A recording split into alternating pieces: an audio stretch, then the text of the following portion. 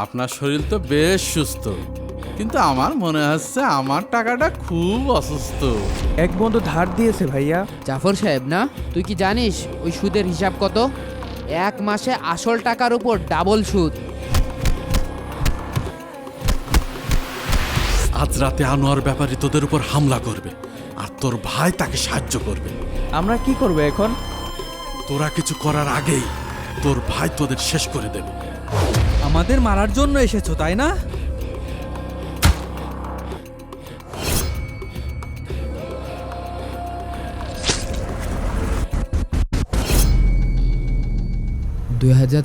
সালের 25শে ডিসেম্বর আমি আর আমার ছোট্ট 3টে ভাইকে নিয়ে একটি ট্রাকে করে শহরে চলে আসি। এসে একটা মুরগির দোকান দিই। এই যে দোকানটা দেখতে পাচ্ছেন, এটা আমার।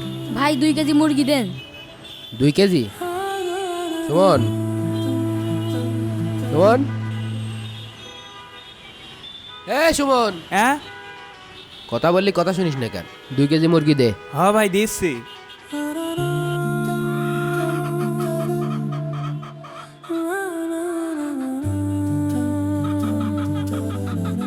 দুই কেজি 200 হচ্ছে। ঠিক আছে দেন। চুলে দে।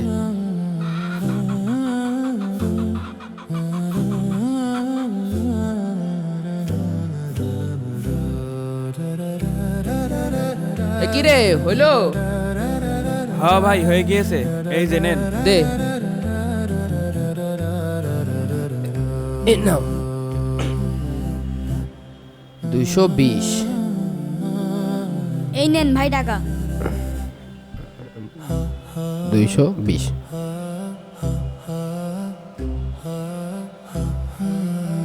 তুই বসে রয়েছিস কি জন্য? তুই দেখতে পাচ্ছিস না ওই জায়গাটা কি ময়লা? যা যা পরিষ্কার কর। সারাদিন কাজ আর কাজ, একটু বসতেও দেয় না।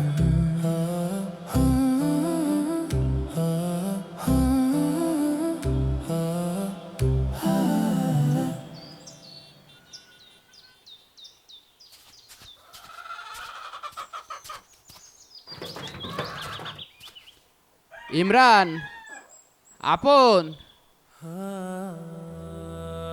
এই তোরা তাড়াতাড়ি গুছিয়ে নে। টিফিন কি ব্যাগে নিয়েছিস? মাদ্রাসার দেরি হয়ে যাচ্ছে না? ভাইয়া, আজকে পড়ার ফিটা দিতে হবে। হুজুর কালকে মনে করিয়ে দিয়েছে।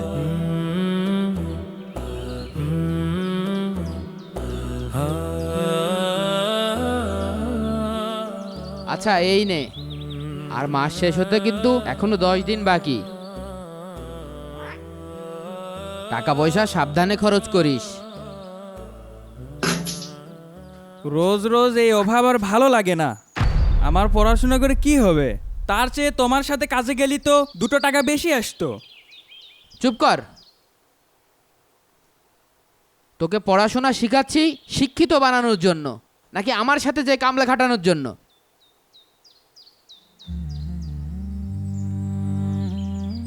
আব্বা যাওয়ার আগে কয়ে গেছে তো ছোট ভাই দুটোকে শিক্ষিত বানাস, মানুষের মতো মানুষ বানাস। ভাইয়া, আব্বা থাকলেও কি আমাদের এভাবে চলতে হতো?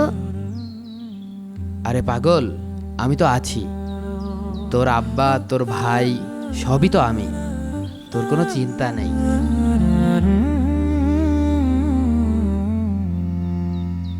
কিন্তু এভাবে আর কতদিন ভাইয়া? আমাদের নিজেদেরও তো একটা শখ আহ্লাদ আছে। যেদিন তোরা নিজের পায়ে দাঁড়াবি সেই দিন আর কোনো অভাব থাকবে না। কিন্তু তার আগ পর্যন্ত এই সংসার আর তোরা সবাই আমার কাছে আব্বা আম্মা রেখে যাওয়া আমানত। এই আমানতের খেয়ানত আমি করতে পারবো না। আমরা কখনো তোমাকে নিরাশ করব না ভাইয়া। তুমি দেখে নিও, একদিন আমি এই সংসারে সব দায়িত্ব নেব।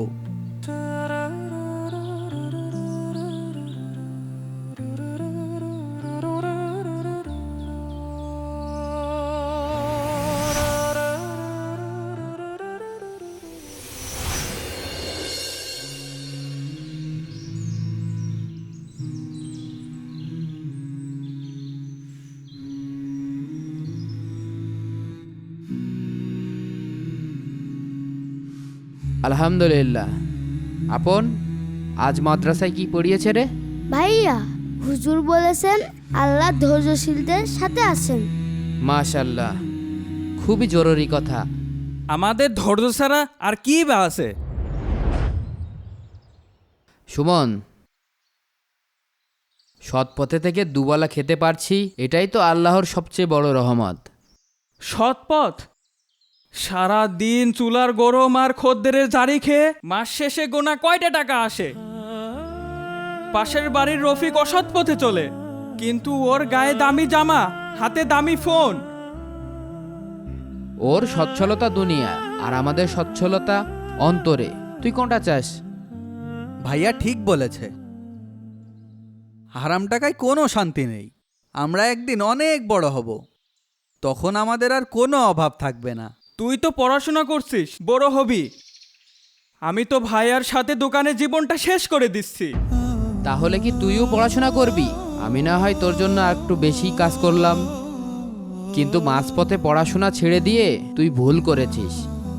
পেটে ভাত না থাকলে পড়াশোনা মাথায় ঢোকে না ভাইয়া। ভাইয়া, তোমরা ঝগড়া করছো কেন? ঝগড়া না, কথা বলছি। তুই যা, পড়তে বস। ভাইয়া, সামনের সপ্তাহে আমার পরীক্ষার ফি দিতে হবে 1000 টাকা। ইনশাল্লাহ ব্যবস্থা করে ফেলবানে, তুই চিন্তা করিস না। কিভাবে হবে? দোকানের যা আয় তাতে তো সংসারই চলে না। মাঝে মাঝে মনে হয় সব কিছু ছেড়ে দিয়ে অন্য কোথাও চলে যায়।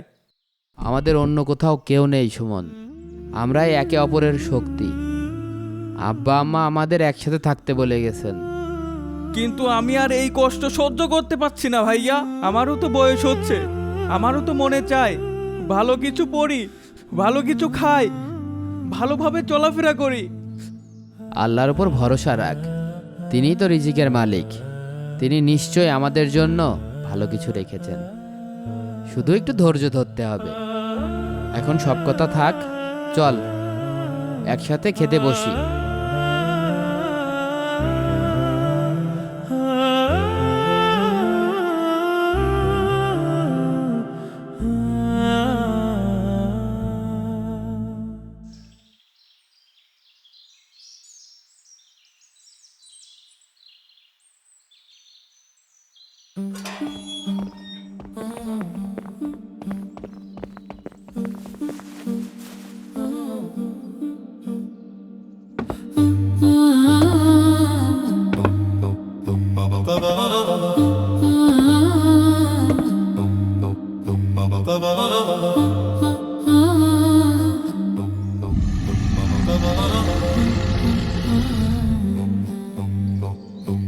ওস্তাদ, এই সেই কামাল।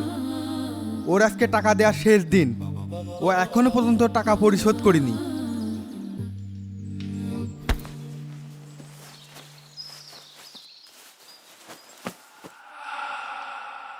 কামাল সাহেব, আপনার শরীর তো বেশ সুস্থ, কিন্তু আমার মনে হচ্ছে আমার টাকাটা খুব অসুস্থ। জাফর ভাই, এবারের মতো মাফ করে দেন। আমার মেয়ের বিয়ের জন্য টাকাটা খরচ হয়ে গেছে। আর একটা মাস সময় দেন, আমি কথা দিচ্ছি আপনার সব টাকা শোধ করে দেব।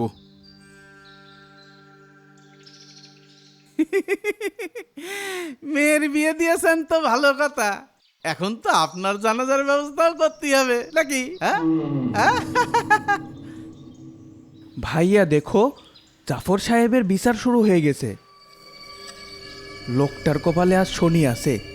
তুমি 6 মাস আগে আমার কাছ থেকে সিধে টাকা নিয়েছো, আবার সেই টাকা দিয়ে ধুমধাম করে মেয়ে বিয়ে দিয়েছো।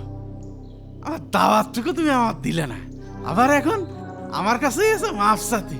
হারামজাদা, জুতিয়ে খাল খেলে মার মার। কে আসো, বাঁচাও।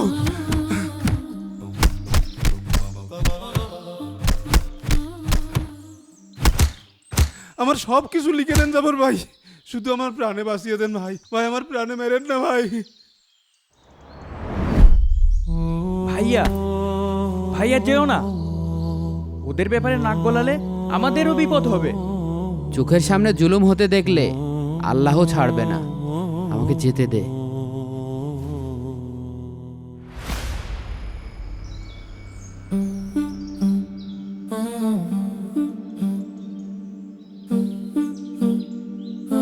আসসালামু আলাইকুম জাফর ভাই, দয়া করে ওনারে ছাইড়ে দেন, উনি তো ভুল স্বীকার করছেই। এই বাজারে তুই নতুন আমদানি নাকি? তোর বুকের পাঠা তো কম না। নাম কি তোর? আমার নাম রহমান। আমি জানি আপনি খুব প্রভাবশালী মানুষ, কিন্তু এইভাবে জুলুম করা তো ঠিক হচ্ছে না। বাহ, এই শহরে এখনো তাহলে নসিহত করার লোক বেঁচে আছে। ঠিক আছে, তোর সাহসিকতার জন্য আজ ওকে ছেড়ে দিলাম। যা, এই মৌলভীর নামে আজকের দিনটা তোকে ভিক্ষা দিলাম, কিন্তু মনে রাখিস এই শহরের বাতাসও আমার ইশারায় চলে। তোর সাথে পরে হিসাব হবে রহমান, খুব জলদি।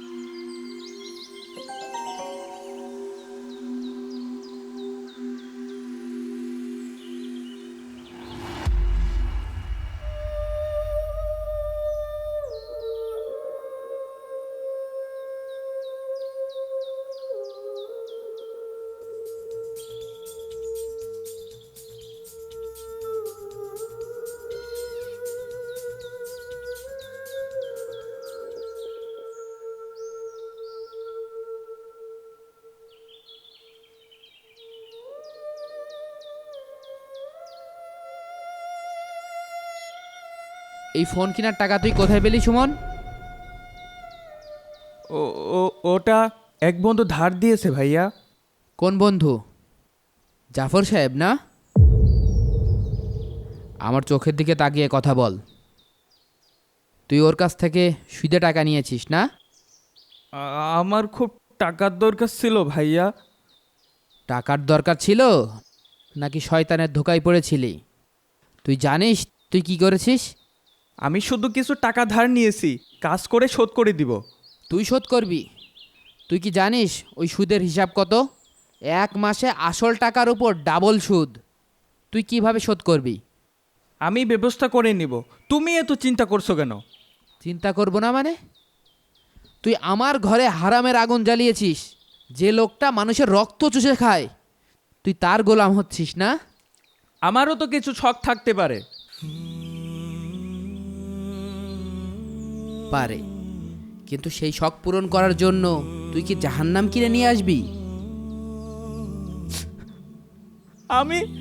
আমি বুঝতে পারিনি ভাইয়া, বন্ধুরা সবাই বলছিল। যে বন্ধু তোকে জাহান্নামের পথ দেখায় সে বন্ধু না, সে হচ্ছে শত্রু। কাল সকালেই এই ফোন ফেরত দিবি, আর জাফরের টাকা আমি শোধ করব। আজকের পর থেকে ওর ছায়াও যেন তোর উপরে না দেখি।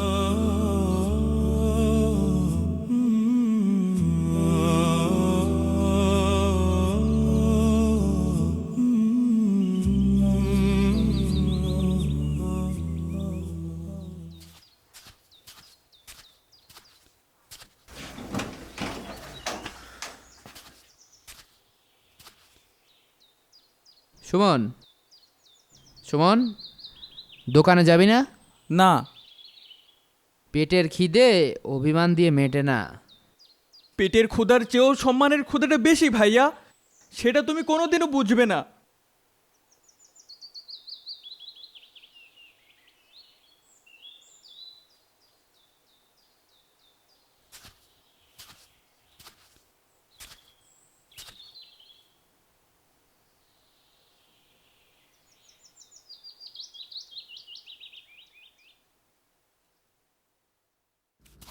টাকা তো ওকে দিতেই হবে, না বেঁধে নিয়ে আয়।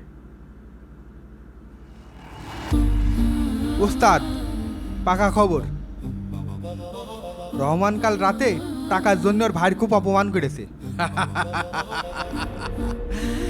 অপমান? আরে না বোকা, ও তো আমার জন্য দরজাটা খুলে দিয়েছে। বুঝলাম না ওস্তাদ। আরে বোকা, বড়শি দিয়ে মাছ ধরতে হলে তো আগে টোপ ফেলতে হয়।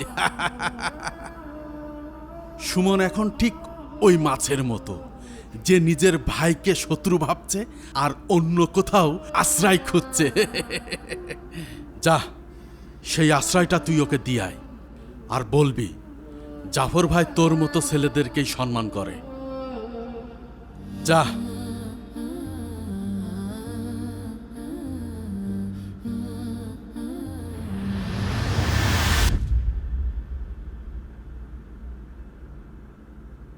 আরে সুমন, এসেছিস?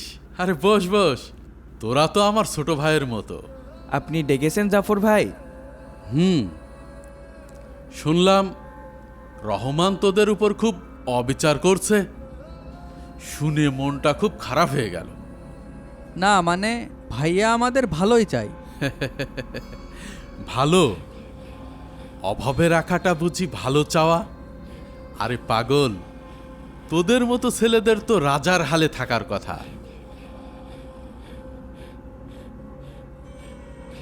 এই নে, এই টাকাটা রাখ। এটা ধার না, এটা আমার তরফ থেকে উপহার। যা ইচ্ছে কিনে নিস। কিন্তু ভাইয়া জানলে? শোন, তোর ভাই পুরাতন চিন্তার মানুষ। এই যুগে শুধু সততা দিয়ে পেট চলে না রে পাগল, পাওয়ার লাগে, পাওয়ার। তোদের মতো বুদ্ধিমান ছেলেরা এই ভাঙা ঘরে পড়ে থাকবে, এটা কি মানায়? আমরা তো চেষ্টা করছি ভাই।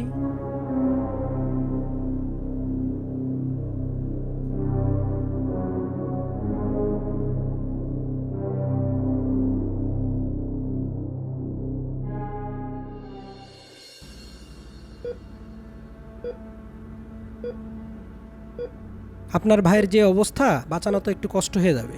কি বলেন? আমার ভাইকে বাঁচানো কষ্ট হয়ে যাবে না? ওর আসলে হয়েছেটা কি?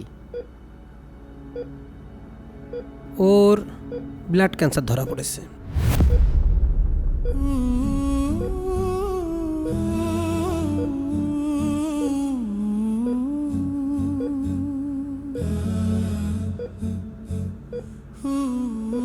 ডাক্তার সাহেব, টাকা পয়সা কেমন কি লাগতে পারে? এটা তো একটা ব্যয়বহুল চিকিৎসা, এগুলো কেমো দিতে হয় রেগুলার। তারপরও আপনারা 8-10 লাখ টাকার একটা ব্যবস্থা করেন, দেখা যাক, আল্লাহ ভরসা। আমার ছোট ভাইয়ের এত বড় একটা রোগ হলো, আমরা কি কিছুই করতে পারবো না?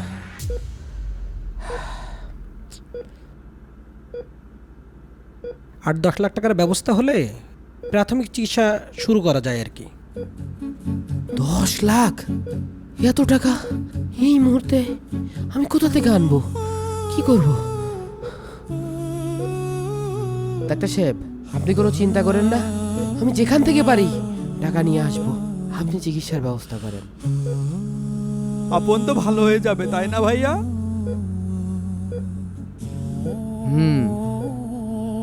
আপন ভালো হয়ে যাবে, তোরা চিন্তা করিস না, আমি টাকার ব্যবস্থা করছি। আবারও সেই টাকার চিন্তা? তোমার এই সৎ পথে থাকলে আপনের চিকিৎসা আর হবে না। সুমন, আমি ঠিকই বলেছি, একটা উপায় আছে, কিন্তু তুমি তো আমার কথা শুনবে না। জাফর ভাইয়ের কাছে গেলে এই টাকাটা কোনো ব্যাপারই না, উনি এক কথাই ব্যবস্থা করে দিবেন। তোরা চিন্তা করিস না, আমি টাকার ব্যবস্থা করব, আমি টাকার ব্যবস্থা করব। আপনার চিকিৎসা হবে।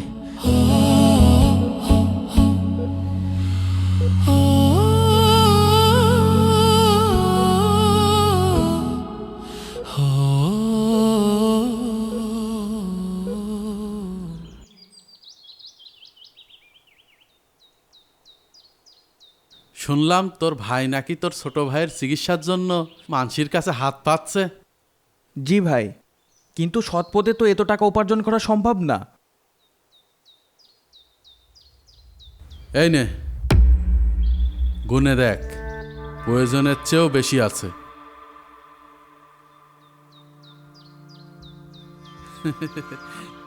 কিরে ধর, আমার সামনে আবার লজ্জা কিসের?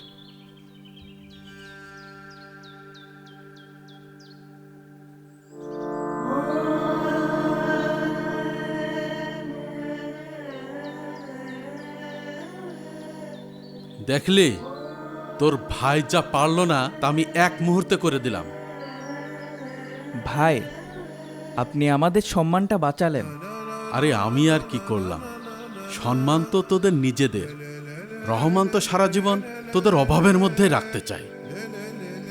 ভাইয়া আমাদের ভালোই চাই, কিন্তু ভালো? আরে ভালো থাকার মানে কি সেটা তো ও জানেই না। তোরা এখন আমার লোক। জি ভাই, এখন থেকে আমরা আপনার কথাই শুনবো। সাবাস, যা এবার নিশ্চিন্তে তোর ছোট ভাইকে চিকিৎসা কর, আর তোর বড় ভাইকে দেখিয়ে দে টাকা কিভাবে আয় করতে হয়।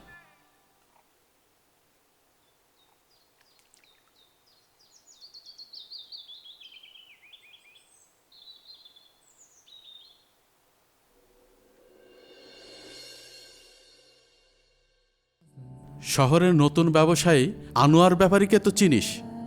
জি ভাই, সে তো আপনার শত্রু। আর তোর বড় ভাই রহমান এখন সেই শত্রুর সাথে হাত মিলিয়েছে। কি বলছেন?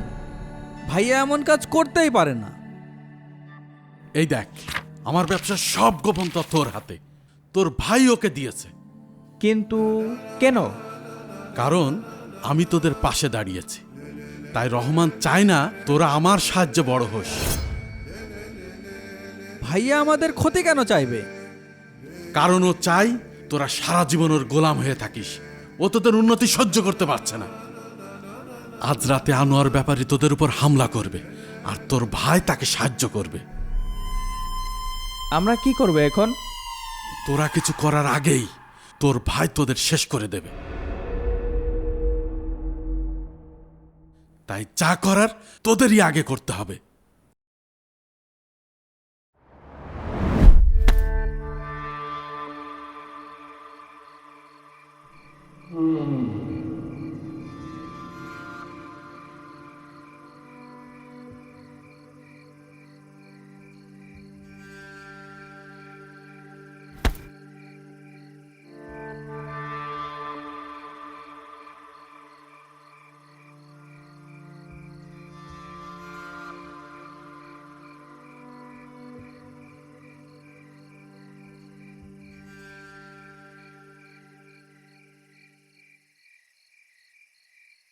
ভাইয়া, আমার কেমন যেন ভয় ভয় করছে।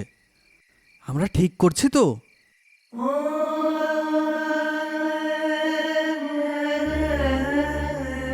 জাফর ভাই বলেছেন এটা আমাদের বাঁচা মরার লড়াই। কিন্তু নিজের ভাইয়ের বিরুদ্ধে? যে ভাই আমাদের দুশ্মনের সাথে হাত মেলায় সে আর ভাই থাকে না।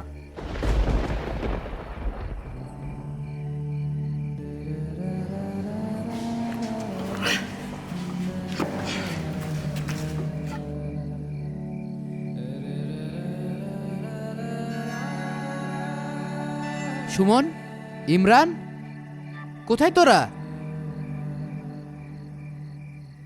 ভাইয়া? ভাইয়া এখানে কি করছে?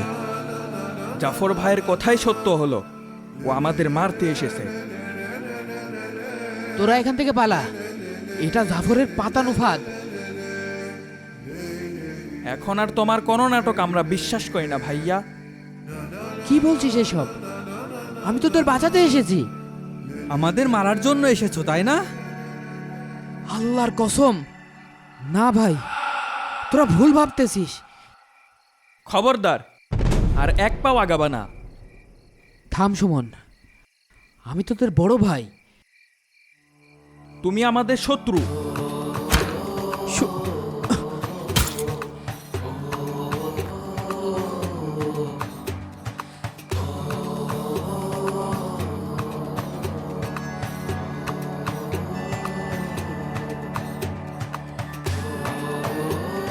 সুমন,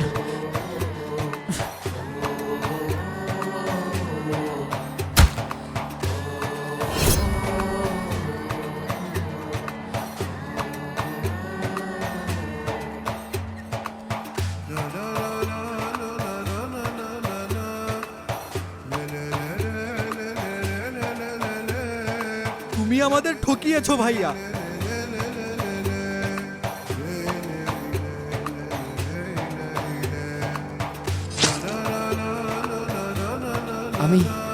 আমি তোদের ছায়া হয়ে থাকতে চেয়েছিলাম। আমাদের কোনো ছায়ার দরকার নেই। আপন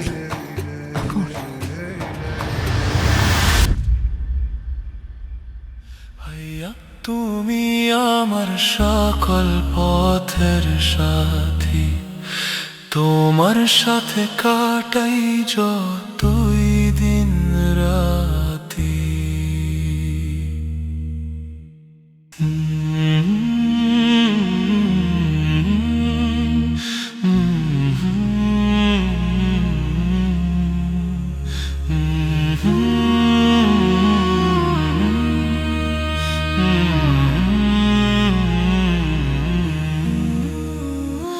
ভাইয়া তুমি আমার সকল পথের সাথী, সেই ছোটবেলা থেকে গল্প ছিল যে একসাথে কাটাই রাতে। হাত ধরাধরি খেলেছি, ছিল হাসি আনন্দ ভরা। তুমি ছিলে আমার আপন, ছিল আমার ভরসা করা। ভাইয়া তুমি আমার সকল পথের সাথী, তোমার সাথে কাটাই যতই দিন রাতি। আমি ছিলাম মেয়ের পথে, দাঁড়াতাম সত্যের পাশে। কেউ এসে ভাইকে ভুল বোঝালো, সে দূরে গেল শেষে। তোমার আমার স্মৃতিগুলো আজও মনে পড়ে ভাই, তুমি ছিলে আমার পাশে, কেন এলে আজ মনে ভয়। ভাইয়া তুমি আমার সকল পথের সাথী, তোমার সাথে কাটাই যতই দিন রাতি।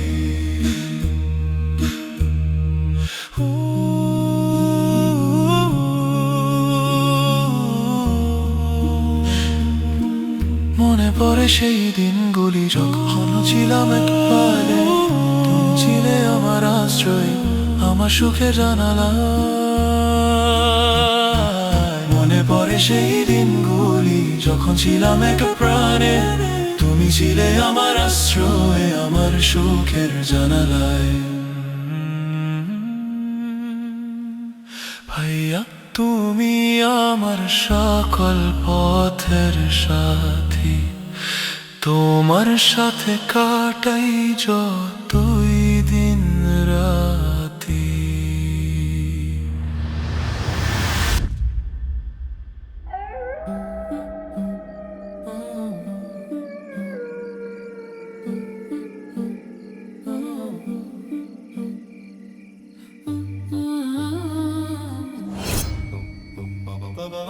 কিরে মৌলবি, এখনো শ্বাস চলে নাকি? তোর এই সততার জন্য আমি এই শহরে ঠিকমতো ব্যবসাই করতে পারলাম না। ভেবেছিলি ভাইদের আগলে রেখে খুব শান্তিতে থাকবি, তাই না?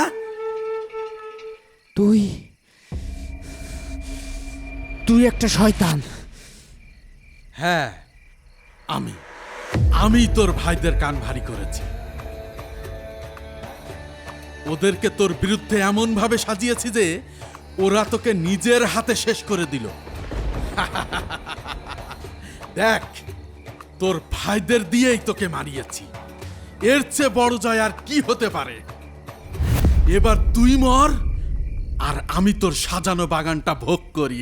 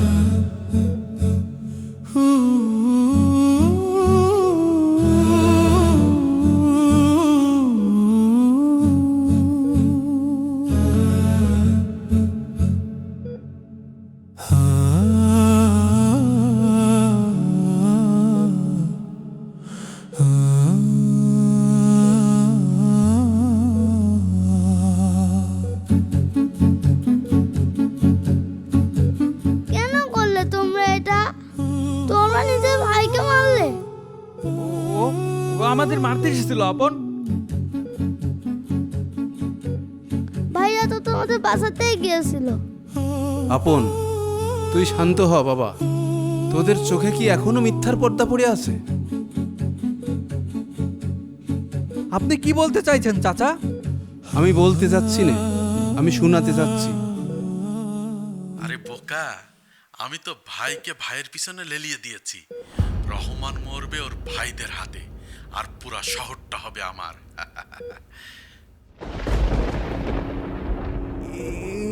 এটা তো জাফর ভাইয়ের গলা।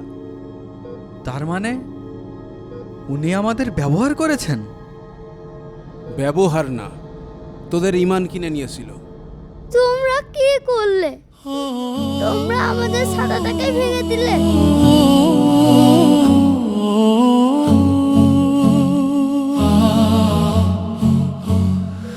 ভাইয়া, আমার ভাইয়া,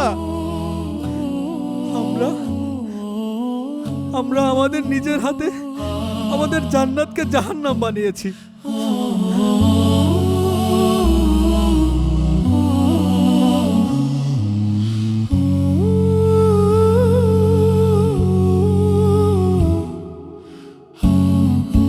রোগীর অবস্থা তো অনেক খারাপ, অনেক রক্তক্ষরণ হয়েছে, বাঁচার সম্ভাবনা অনেক কম। ডাক্তার সাহেব, আমার ভাইকে একবার শুধু ফিরিয়ে দিন। আমার ভাইয়ের কাছে আমি শুধু একবার মাপ চাবো।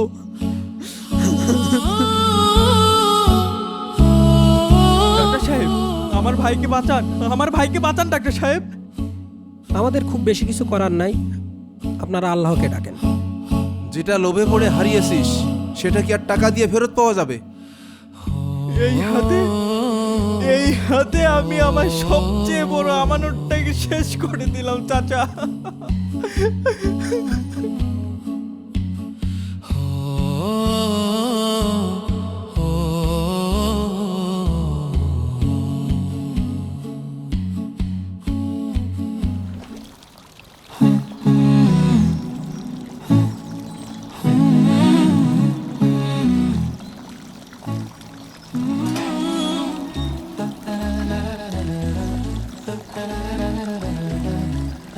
রে, আমার পোষা পাখিগুলো আবার ফিরে এসেছিস? আমরা পাখি নই, মানুষ। আর মানুষের ভুল হয়। ভুল? আমি তো তোদেরকে রাজার হালে থাকার সুযোগ দিয়েছিলাম। আপনি আমাদের সুযোগ দেননি, আপনি আমাদের ঈমান কিনে নিয়েছিলেন। বেশি কথা বলছিস, ধর ওদের। থাম।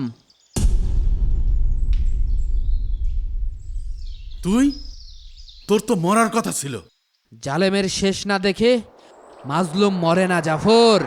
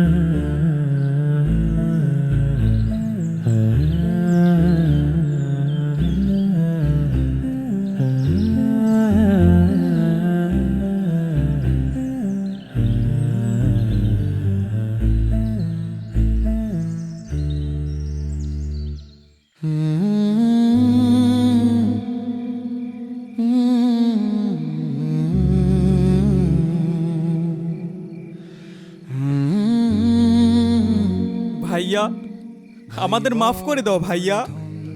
আমরা লোভে অন্ধ হয়ে গেছিলাম ভাইয়া, আমাদের কোনো ক্ষমা নেই। আল্লাহ সবচেয়ে বড় বিচারক। আমি কে মাফ করার? আমি তোদের ক্ষমা করে দিয়েছি। বাবার অভাব করে কারণ আল্লাহ ক্ষমাশীলদের ভালোবাসেন। আমাদের পরিবার আবার এক হয়েছে।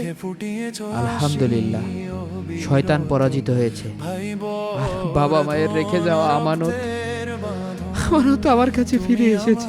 দুনিয়া তুমি আমার জীবন,